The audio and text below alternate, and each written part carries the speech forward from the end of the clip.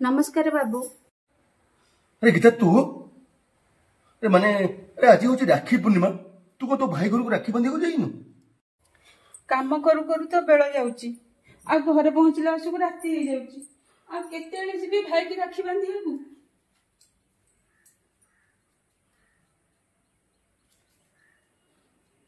बाबू माँ नहाती कि माँ कौन जाइछंती तांको भाई की राखी बांधिबाकू।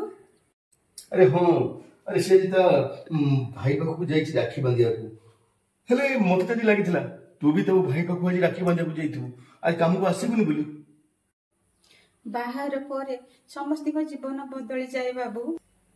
एमिति भी मो भाउज मते भल पांतिनी बाबू भाई हेले भौणीर कथा सुनंता।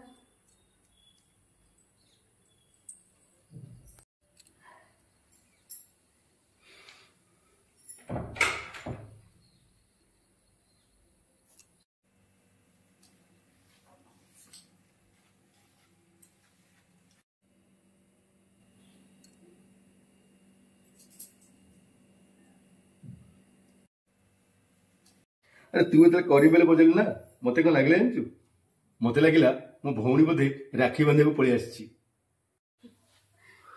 ओ सेइथै आपण माँ का सहित जाई नाहंती। आगुरु प्रति वर्ष मो भाई की राखी बांधिया को जाउथली आ एबे ना आ राखी बांधिया को मो भाई की जाई परनी काम निहाती करबा दरकार बाबू नहले हम पेट पोषिबु केमती। अरे काम तो सब बड़े आसी थाए कि वर्ष को थे पर्व आसी थाए तू ना ये पर्व को निहाती जीवा दरकार थिला। मन तो बहुत करुची जीवा पे बाबू हेले असुविधा जो जाई पारुनी। बाबू बासन पड़ी मु माजी दउची।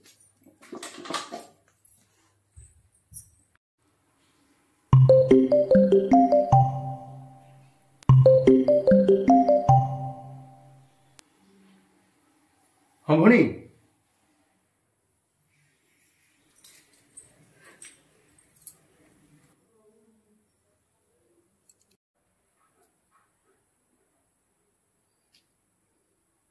कौन है बाबू सब ठीक अच्छी तो।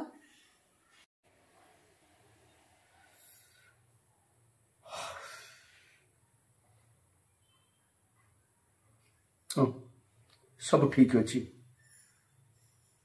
सेमती किसी कथा नहीं।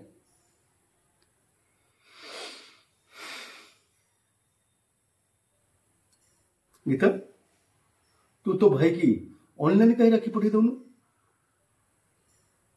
तते जीवा को पड़िबनी ता पाखरे मध्य राखीटा पहुंची जीवो से भौणीर भल पाइया कोठी अछि बाबू ता माने भौणीर गोटे कर्तव्य बोली खाली पालन करिया कथा।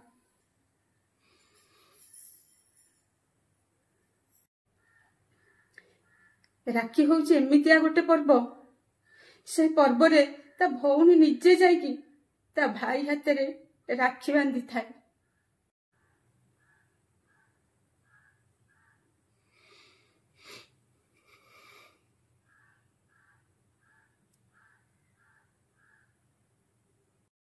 देखिबी संध्या बेले जाई पारुची कि नहीं।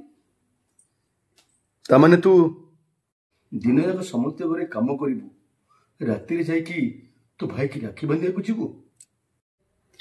आम गरीब मानकर दिन कोठी अछि बाबू आमर तो खाली राति होई थाए बाबू आमे राति रे बसी कि एया भाबी थाउ बाबू काली रो दिनटा आजी दिन ठारू भल होई थाउ।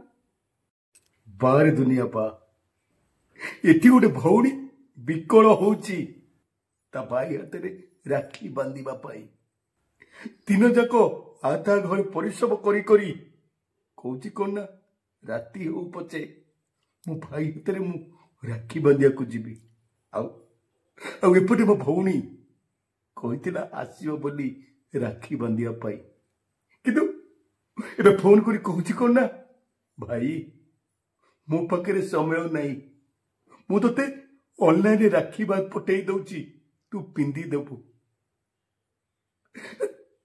तार किसी अभाव नहीं जदि अभाव थाए ତାହେଲେ ତା ଭାଇର ବୋଧେ ଭଲ ପାଇବାଟା ଅଭାବ ରହିଯାଇଛି।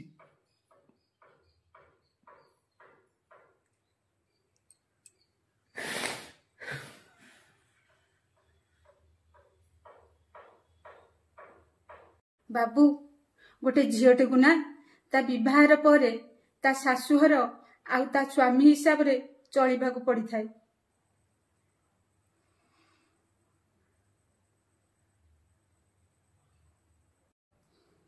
ବାବୁ, ଆମେ ତ ଗରିବ ଘର।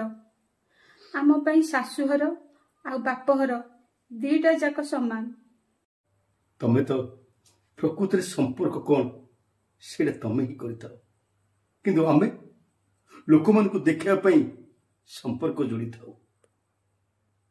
ଗୋଟେ କାମ କର, ଆଜି ନା କାମ ବନ୍ଦ କରିକି ତୁ ଯା, ତୁ ଭାଇ ହାତରେ ରାକ୍ଷୀ ବାନ୍ଧିକି ଆସିବୁ।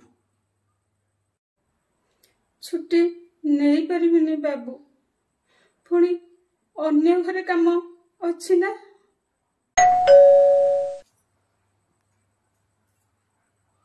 ଡେଲିଭରି ବୟ ଆସିଲା ବୋଧେ।